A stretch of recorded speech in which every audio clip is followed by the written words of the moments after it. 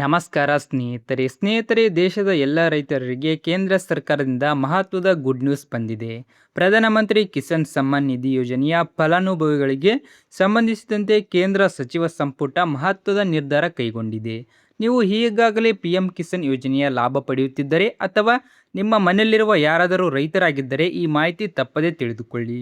ಪ್ರಧಾನಮಂತ್ರಿ ಕಿಸಾನ್ ಸಮ್ಮಾನ್ ನಿಧಿ ಯೋಜನೆಯಡಿ ಅರ್ಹ ರೈತರಿಗೆ ವರ್ಷಕ್ಕೆ 6,000 ರೂಪಾಯಿ ಆರ್ಥಿಕ ನೆರವು 3 ಕಂತುಗಳಲ್ಲಿ ನೀಡಲಾಗುತ್ತಿದೆ. ಈ ಯೋಜನೆಯ ಮೂಲಕ ಕೋಟ್ಯಾಂತರ ರೈತರು ನೇರವಾಗಿ ತಮ್ಮ ಬ್ಯಾಂಕ್ ಖಾತೆಗೆ ಹಣ ಪಡೆಯುತ್ತಿದ್ದಾರೆ. ಈಗ ಕೇಂದ್ರ ಸರ್ಕಾರ ಈ ಯೋಜನೆಯನ್ನ ಮುಂದಿನ 2030-31 ಹಣಕಾಸು ವರ್ಷದವರೆಗೆ ಮುಂದುವರಿಸಲು ತೀರ್ಮಾನಿಸಿದೆ.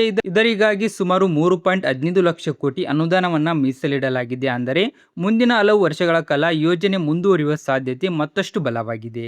ಈ ನಿರ್ಧಾರದಿಂದ ಈಗಾಗಲೇ ಯೋಜನೆಯ ಫಲಾನುಭವಿಗಳಾಗಿರುವ ರೈತರಿಗೆ ನಿರಾಳ ಸಿಕ್ಕಿದೆ. ಯೋಜನೆಯ ಸ್ಥಗಿತವಾಗುವ ಆತಂಕಕ್ಕೆ ತಾತ್ಕಾಲಿಕ ತೆರೆ ಬಿದ್ದಂತಾಗಿದೆ. ಪ್ರಸ್ತುತ ದೇಶದ ಲಕ್ಷಾಂತರ ರೈತರು 24ನೇ ಕಂತಿನ ಹಣಕ್ಕಾಗಿ ಕಾಯುತ್ತಿದ್ದಾರೆ. ಇಂದಿನ ಕಂತುಗಳಂತೆ ಈ ಕಂತಿನ ಹಣವು ಅರ್ಹ ಫಲಾನುಭವಿಗಳ ಬ್ಯಾಂಕ್ ಖಾತೆಗೆ DBT ಮೂಲಕ ಜಮಾ ಆಗಲಿದೆ. ಅಧಿಕೃತ ವೇಳಾಪಟ್ಟಿಯನ್ನ ಕೇಂದ್ರ ಸರ್ಕಾರ ಪ್ರಕಟಿಸಿದ ನಂತರವೇ ನಿಖರ ದಿನಾಂಕ ತಿಳಿಯಲಿದೆ. ಕೇಂದ್ರ ಸರ್ಕಾರದ ಲಭ್ಯ ಮಾಹಿತಿ ಪ್ರಕಾರ ಯೋಜನೆ ಆರಂಭವಾದ ನಂತರದಿಂದ ಕೋಟ್ಯಾಂತರ ರೈತರಿಗೆ ಸಾವಿರಾರು ಕೋಟಿ ರೂಪಾಯಿ ನೇರವಾಗಿ ಬ್ಯಾಂಕ್ ಖಾತೆಗೆ ವರ್ಗಾವಣೆಯಾಗಿದೆ. ಮಹಿಳಾ ರೈತರ ಪಾಲ್ಗೊಳ್ಳುವಿಕೆಯು ವರ್ಷದಿಂದ ವರ್ಷಕ್ಕೆ ಹೆಚ್ಚುತ್ತಿದ್ದು, ಗ್ರಾಮೀಣ ಕುಟುಂಬಗಳಿಗೆ ಈ ಯೋಜನೆ ಸಹಾಯಕವಾಗಲಿದೆ.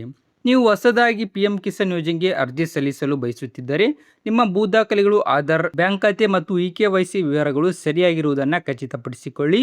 ಈಗಾಗಲೇ ಫಲಾನುಭವಿಯಾಗಿದ್ದರೆ EKYC ಪೂರ್ಣಗೊಂಡಿದೆ ಮತ್ತು ಬ್ಯಾಂಕ್ ವಿವರಗಳು ಸರಿಯಾಗಿವೆ ಎಂಬುದನ್ನು ಒಮ್ಮೆ ಪರಿಶೀಲಿಸಿಕೊಳ್ಳುವುದು ಉತ್ತಮ. ಗಮನಿಸಿ, ಸಾಮಾಜಿಕ ಜಾಲತಾಣಗಳಲ್ಲಿ ಹರಡುವ ವದಂತಿಗಳನ್ನು ನಂಬಬೇಡಿ. 24ನೇ ಕಂತಿನ ಹಣ ಜಮೆಯಾಗುವ ದಿನಾಂಕ ಬಗ್ಗೆ ಅಧಿಕೃತ ಪ್ರಕಟಣೆ ಬಂದ ನಂತರವೇ ಅಂತಿಮ ಮಾಹಿತಿ ಲಭ್ಯವಾಗುತ್ತದೆ. ಈ ಅಪ್ಡೇಟ್ ನಿಮಗೆ ಉಪಯುಕ್ತವಾಗಿದ್ದರೆ ಈ ವಿಡಿಯೋಗೆ ಒಂದು ಲೈಕ್ ಮಾಡಿ, ನಿಮ್ಮ ರೈತ ಸ್ನೇಹಿತರೊಂದಿಗೆ ಹಂಚಿಕೊಳ್ಳಿ ಮತ್ತು ಇಂತಹ ಅಧಿಕೃತ ಸರ್ಕಾರಿ ಯೋಜನೆಗಳ ಮಾಹಿತಿಗಾಗಿ ನಮ್ಮ ಚಾನಲ್ ಸಬ್ಸ್ಕ್ರೈಬ್ ಮಾಡಿ.